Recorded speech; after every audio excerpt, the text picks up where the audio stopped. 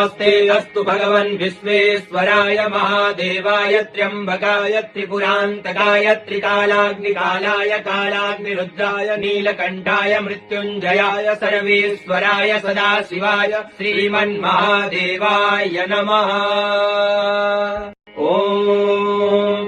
नमस्ते अस्तु भगवन् विश्वेश्वराय महादेवाय त्र्यम्बकाय त्रिपुरान्तकाय त्रिकालाग्निकालाय कालाग्निरुद्राय नीलकण्ठाय मृत्युञ्जयाय सर्वेश्वराय सदाशिवाय श्रीमन्महादेवाय नमः।